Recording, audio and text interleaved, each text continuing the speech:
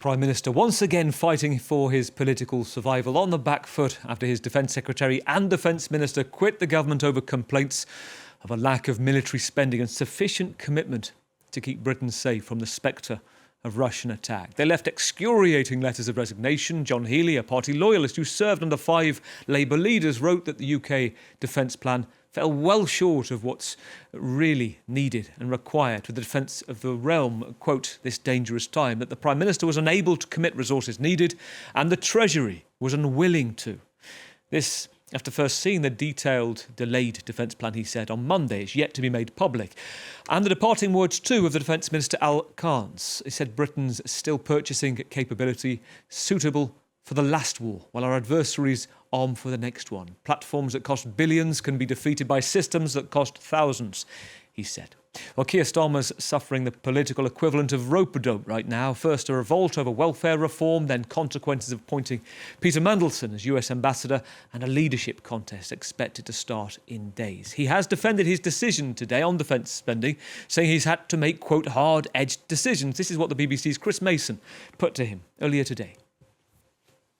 Let me read you a quote. It's a quote from you in December 2021, talking about the then Prime Minister, Boris Johnson. The Prime Minister's lost the authority to lead. He's so weak, his party is so divided, he can't provide the leadership we need at this crucial time. He can't discharge the basic functions of government anymore. And I put it to you, that is an accurate description of your predicament right now. I put it to you that that is wrong. And let me just explain why. We've had incredible prevailing winds in the 2 years we've been in government in terms of the international volatility and the impact on our economy. None of those things are going to change. And for every answer that is being suggested, the question has to be, when you're in government, which is about trade-offs, what is it then that you wouldn't do?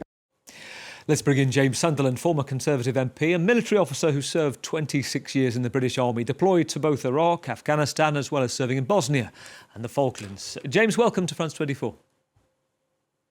Thank you. Good afternoon. And to you. You know John Healey.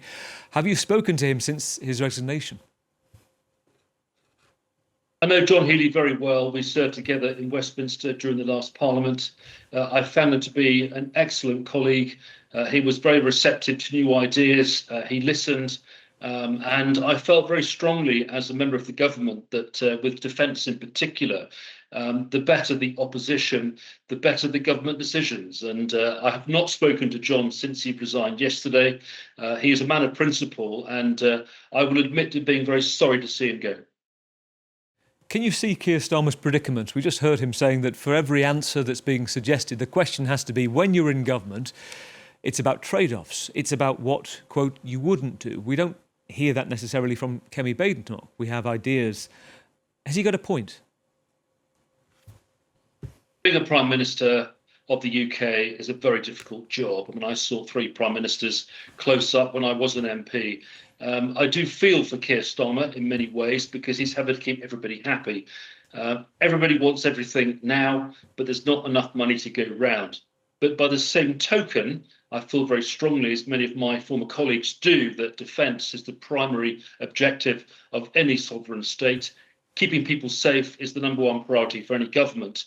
And quite clearly, the Defence Investment Plan needs £28 billion over 4 years for it to provide the capabilities that we need as a nation to keep ourselves and our allies safe and our overseas interests. But it's clear from the resignation yesterday and also from that of the Armed Forces Minister, Al Khan's, that money will fall well short, rumoured to be in the region of £13 billion over 4 years, not the £28 billion needed. And you're out of the political arena now, James. It may be a relief to you somewhat to be able to give a sense in your own personal capacity as well. But when you hear particularly those words within that resignation letter from John Healey to say that Keir Starmer, in his view, was unable essentially to persuade the Treasury, which was unwilling to stump up the money, that sends out warning signs, doesn't it, about a leader and the ability to lead? Yeah, on multiple levels, this is very significant. And the reason is this. John Healey is a party animal. He's a Labour Party man through and through. He's been very loyal to Keir Starmer, very loyal to previous Labour administrations as well. So for him to fall on his sword on this very issue shows that there is clearly a problem. It is imperative that the UK pays its way. It's imperative that we get a 2.5% on defence spending of GDP. It's absolutely imperative that we pay heed to the warnings that the USA has given us in terms of the need for Europe to be responsible for its own defence. We've got to step up. We've got to have ships that work. We've got to have aircraft that work. We've got to rebuild the army. And of course, the British Army's gifted so much equipment and capability to Ukraine that needs to go back into the warehouses. We need ammunition. We need more weapons. We need more soldiers. So that money is essential for rebuilding defence. And it's essential now for the UK to be seen worldwide as a global player, which of course we still are. Has this been, I mean, you will know more than many people, a slow drip that's ultimately fallen on Keir Starmer right now? And you said right at the start, you kind of feel for his situation. This is not an easy one to be in. But I remember, you've served in Afghanistan. I remember being deployed as a reporter a number of times with British forces in Afghanistan. And privately, people would constantly say everything's being cannibalised, stolen from something else. You would get that frustration. And I'm also minded of the fact that very recently we had the former NATO Deputy Supreme Allied Commander for Europe, General Sir Richard Shiref, on the programme. He was at pains to say that back in 2014, would the UK wake up, he said, from the threat from Russia? And that's basically said that the military was, quote, cut to the bone. It was unable to sufficiently take part in NATO exercises, maritime exercises. Philip Hammond, who was Defence Secretary for the Conservatives then, said it was nonsense. So fast forward to this moment, Richard Shiref is now saying it's questionable what he thinks, whether the UK could still defend itself, and that NATO is unlikely to be able to effectively repel a Russian attack in the Baltic states. What do you make of that?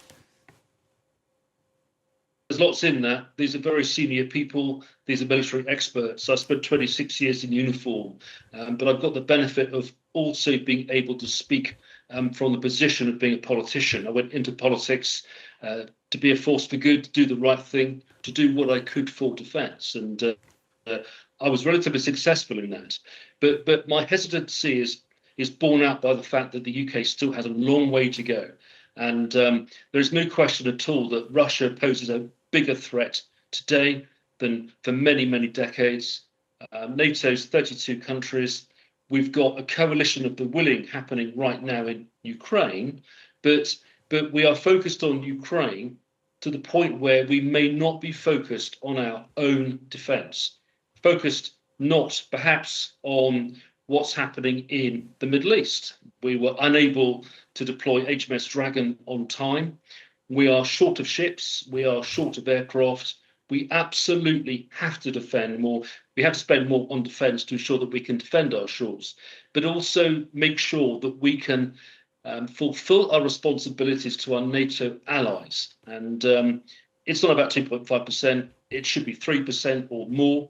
This is about giving defence and defence industry concrete financial proposals whereby we can then invest on nascent UK defence capabilities and do our bit for NATO and the wider world security. And to that point, with President Trump, Pete Hegseth, the War Secretary, talking about up to 5% wanting to see as a commitment of GDP, Poland level, plus 4%, to make changes, to make significant changes that you're talking about in figures.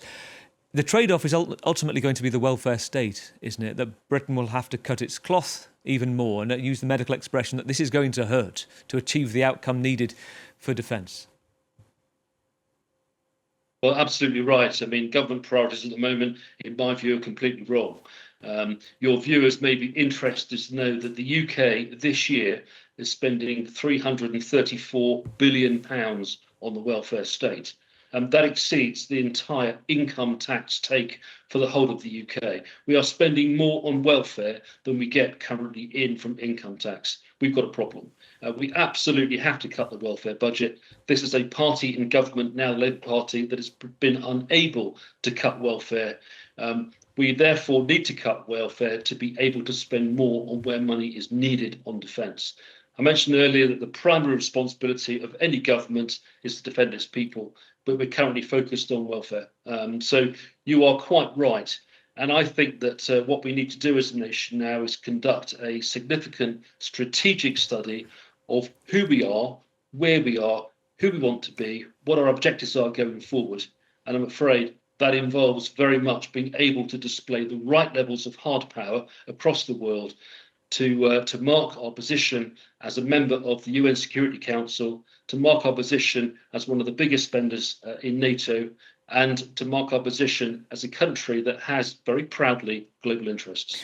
It's worth saying for perspective, James, Keir Starmer himself said recently the prospect of a Russian attack by 2030 was very real. He cited UK intelligence assessment and sources. I mean, this is a wider problem for Europe, isn't it? A worry now, because this is effectively, psychologically, this is a gift for President Putin.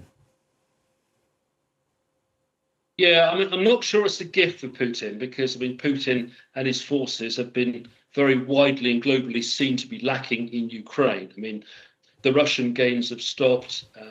Their losses are staggering in terms of people, in terms of money, in terms of cost to their taxpayers and their treasury. So this has not been plain sailing for Russia at all. But quite clearly, with the incursions into UK airspace, the incursions into NATO airspace, their continuing aggression, particularly in cyber, their broadening expenditure in space, there are many threats that Russia is now posing to the UK and the wider Europe. It is really important, given that NATO is currently the only show in town, that the UK pays its way within NATO. But it's very, very important that NATO fully understands all of the threats and provides that package of capability across all 32 nations that poses a significant deterrence to any aggression by Putin. Russia must not invade Europe. And of course, if Russia does attempt to invade any part of Europe, NATO needs to be able to repel that very quickly and very easily.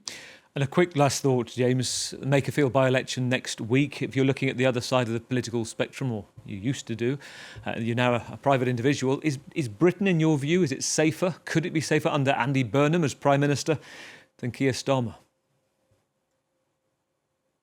I mean, it's a difficult question to answer. I mean, my personal view is that Andy Burnham will win the Makerfield by-election.